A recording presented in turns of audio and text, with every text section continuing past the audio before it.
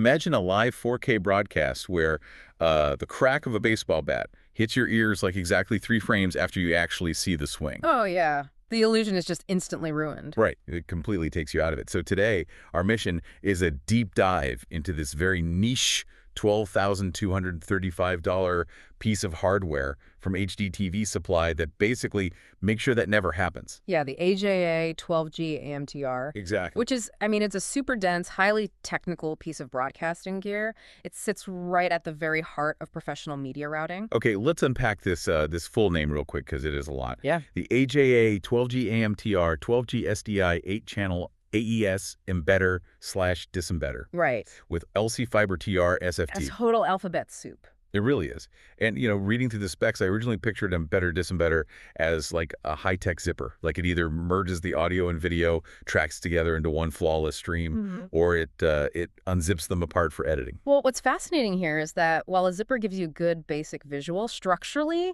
it's more like a really complex multi-lane highway merge. Oh, really? How so? Because we are talking about taking up to 16 separate audio channels and physically interleaving that data right into the blinking intervals. Wait, blinking intervals. What are those? Yeah, they're basically the microscopic pauses inside a massive 4K video signal. Oh, wow. Yeah, and this handles 12G SDI input and output running up to full 4K or Ultra HD resolution. Okay, and to actually move that combined 12G SDI signal, the device relies on an LC Fiber single-channel SFP transceiver, right? Exactly. Since we're dealing with fiber conversion here, like prioritizing massive distances over standard local copper routing, is this primarily geared towards stadium-scale setups? That is the exact primary use case. I mean, an SFP transceiver essentially translates electrical signals into pulses of light. Right. And you really need that LC fiber because standard copper cables just physically cannot push 12 gigabits of data per second across a massive arena. Without the signal just decaying into digital noise, right? Exactly. It would just fall apart. Here's where it gets really interesting to me, though, just looking at the physical reality of it. Oh, the size. Yeah, I'm looking at the source, and this AJA box is only 5.8 inches wide. I mean, it literally fits in the palm of your hand. It's tiny. But to actually use it, you have to attach this massive supplied XLR breakout cable just to handle the 8 audio channels in and out. It looks like a mechanical octopus attached to a smartphone. It does look pretty wild. But you need that breakout cable because in a live broadcast environment, granular control is everything. Makes sense. The audio disembedding is always active, right? So it's feeding 4 constant AES outputs.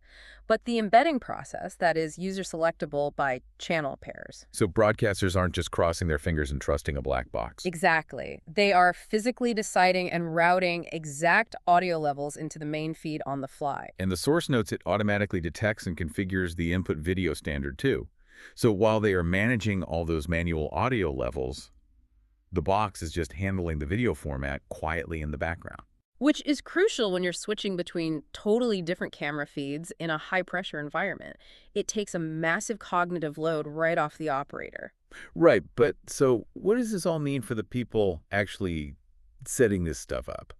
Because buying a niche $12,235 piece of electronics online, that feels like really high stakes. Oh, for sure. And that kind of explains the absolute chaos in the user reviews over on HDTV Supply's site. If we connect this to the bigger picture, those reviews paint a very vivid picture of reality. You get to see true AV troubleshooting in the wild. Yeah, you really see the full spectrum. Like you've got Darren G's completely flawless 5-star experience right next to standard logistical friction like Prasadar, leaving a 1-star review just over a 10-day backorder delay. Right, the out-of-stock issue. But the real story is the complex technical integration part. Yeah, exactly. Like Mike P's review. He was dealing with intense matrix switch setup issues like system reboots, LAN cameras, auto-deleting, displays just dropping out completely. Yeah, those are the harsh realities of building out a complex matrix environment. But HDTV Supply, who, by the way, has been in this vendor space for 25 years. Yeah, okay. They were actively working with him to troubleshoot those specific LAN and display issues. It proves that even the smartest automated routing hardware still requires dedicated human support to integrate it successfully. It's such a great reminder. Like behind every flawless 4K stream, there's usually a very stressed out AV tech figuring out why a display just went dark. Oh, always. So the next time you watch a flawless broadcast and that bat cracks at the exact millisecond, Yep. it connects, appreciate the invisible zippers, the fiber optic cables. And the dedicated AV nerds making it happen. Exactly.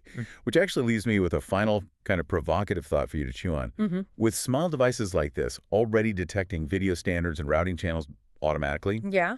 how long until this tech entirely runs the broadcast booth without any human intervention at all? Like, when does the broadcast zipper just learn to zip itself? Thanks for joining us on this deep dive.